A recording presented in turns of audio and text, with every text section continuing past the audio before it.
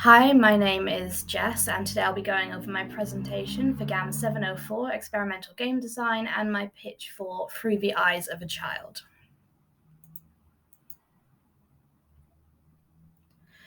Through the Eyes of a Child is an experimental puzzle adventure game with child-friendly horror elements. This will mostly come through the theming and the art direction of the environment, and will have nothing too hardcore that wouldn't be appropriate for a young audience.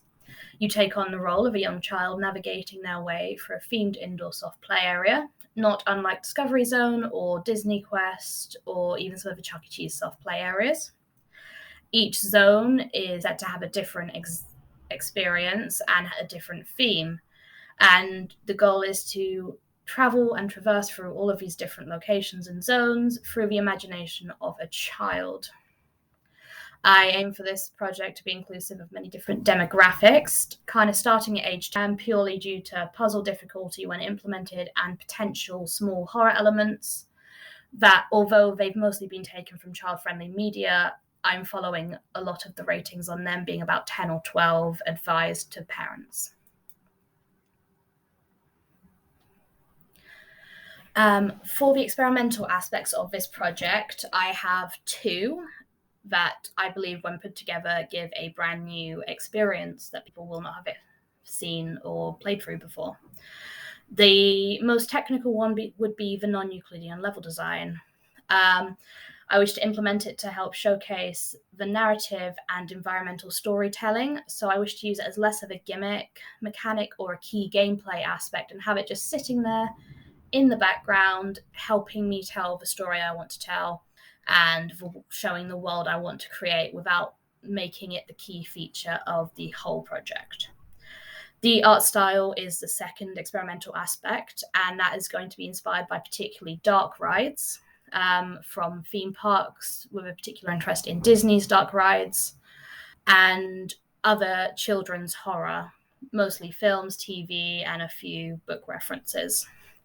Very few games utilize theme park ride design unless it is a theme park level. And even then, it's taken face value. It's not really looked into. And I kind of, on the side of this, am looking into how children's media can affect and form imaginary worlds, often creating a cover or almost escapism. And this is quite personal to me. Growing up, I spent a lot of time creating worlds by myself and playing around, and I'll be in someone's field, but in my mind, I was a million miles away, and I wish to kind of bring back that nostalgia to a slightly older audience or indulge for a slightly younger.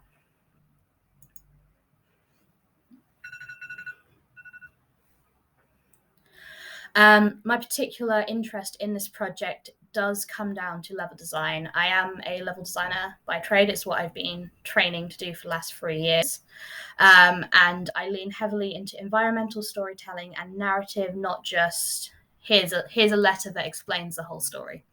It will be small clues dropped throughout, kind of telling this overarching narrative. I also plan to make a lot of this level a modular kit, so I can quickly expand and change around if I need to be, and that has been a specialism within level design for me for the past 2 years at least. Above, you can actually see the preliminary map for the entire complex. I've listed off some of the zones. You've got the Castle Keep, the Haunted Mansion, Tiny Town, Ocean Explorer, and the Rainforest Temple. These zones will not all be covered in this project, as I will be focusing particularly on the Haunted Mansion side of it, as I do have a great love for horror. And taking on horror, but for a child, is a brand new experience for me and a challenge I'm very happy to undertake, as normally I lean into the darker side, the more nitty-gritty, niche side of horror. So this is something new for me to expand upon what I've done in the past while still focusing on something I love greatly.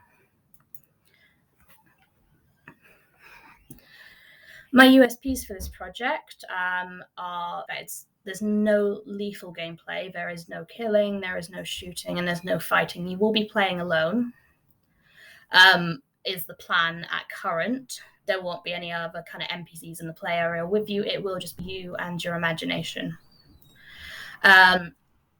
Theme park dark rides as the art style inspiration and the non-Euclidean level design and reliance on dream logic. are the other two USPs that I'm pushing with this project. So no matter what I do, it will be abiding by this and following up my design pillars. I want to put a heavy focus on player exploration. At current, the final project for this module may end up coming almost as a walking simulator just to experience the environment. However, it would have self-driven quests if this was taken through to production. It will be find the item, or you must escape, something simple that you're with some friends in a park when you're 8 years old and you're in the big climbing frame and you go, oh, the bad guy's coming, we've got to run, we've got to escape, and you're running up and down to avoid this imaginary hostile towards you. And I want to bring some of that into this game. All of the game's actions must be feasibly achieved by a child between the age of 6 and 10. I think that's reasonable, as that is kind of the age range you're happy to leave a child in a play centre and leave them be, and it's also at a time where their imagination still runs quite rampant when they are playing alone or with friends. And a cohesive art style and theming. Originally, I was just going to use the dark rides for the Haunted Manor side of things, but I have decided on hindsight, if I take aspects from dark rides from different parks and different genres of dark rides, I can carry that across and make the imagination world quite cohesive and then the real world quite cohesive in different ways without causing too much of a clash. So it's quite clear when you're in one or the other. So I think neon is going to be an important aspect for me. The games I have researched into, this is not by any means an extinguished list. Superliminal is the most obvious when you look into non-Euclidean games. It is one of the first ones to come out. It was one of the most recent.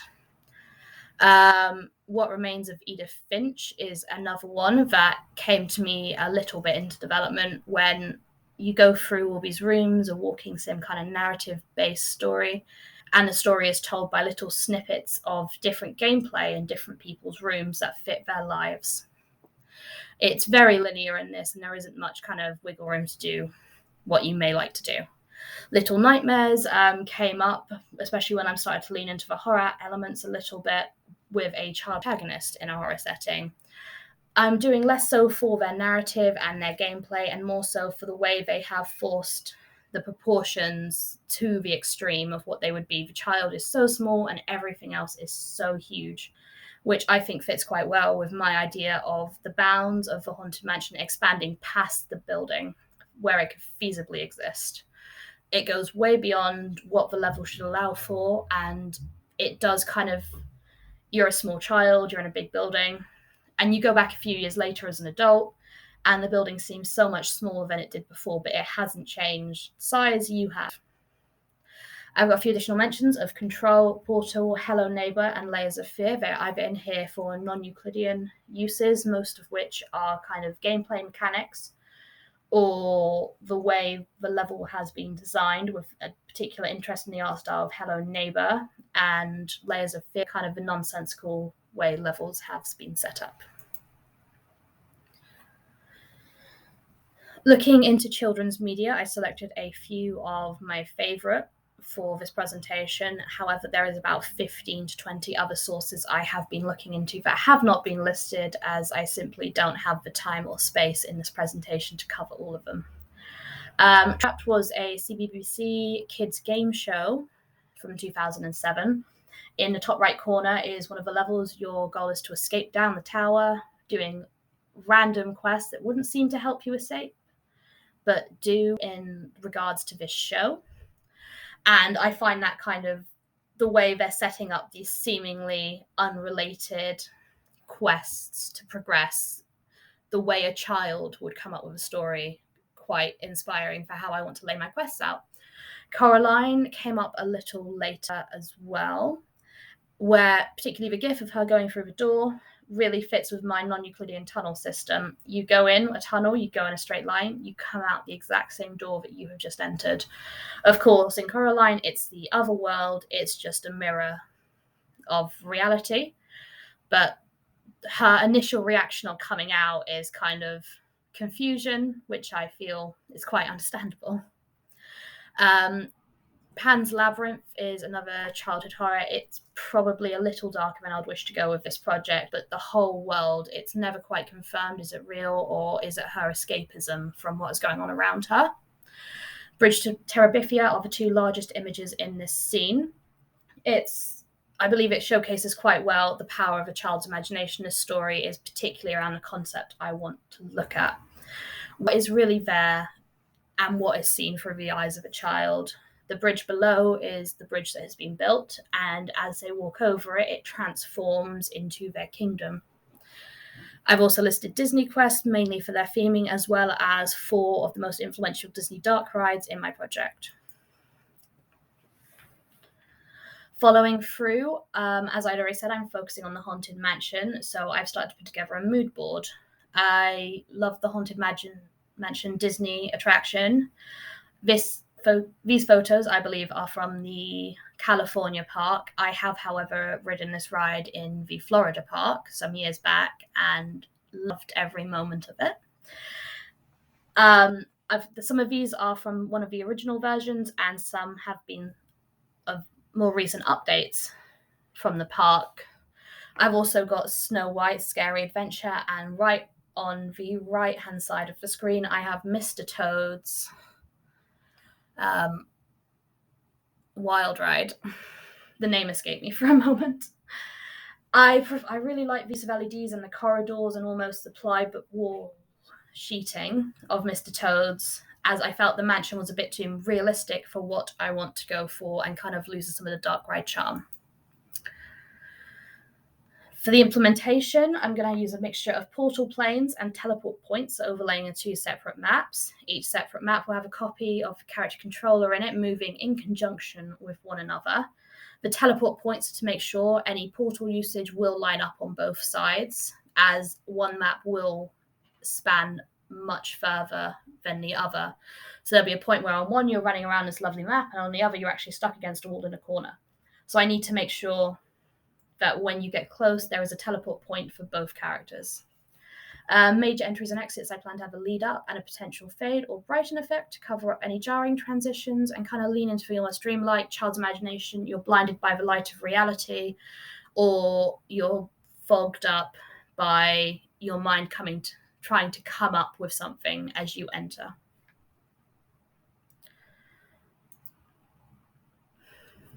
Next will be scope, as I have been told very often that I tend to overscope. I will only be doing the Haunted Mansion as previously stated. And as you can see from the previous map I showed some slides ago, I have focused in on just one area, and I plan to cut out the rest of the building for time reasons. There will be another map overlaying this, which is the actual manor confined, not what is limited by reality. And I have yet to design that, but that will probably be smaller than if it was in full production, again, for time constraints as I'm working by myself on this project. Optional quest lines and puzzles will not be added. This will just be a walking sim to test out the bounds of the non-Euclidean level design and kind of get a feel for the art direction in play. The cave and tunnel system will be basic. It was going to be themed like a volcanic passage with pools of lava actually being hidden ball pits, but it will most likely just be a more basic tunnel system with a different color scheme to show it's a different area. And that is purely down to lack of time. If I have enough time, I would like to expand. I would like to put more detail into the cave system. That will be the first thing I upgrade on. However, with the short time we do have for this project, I don't believe it will be possible.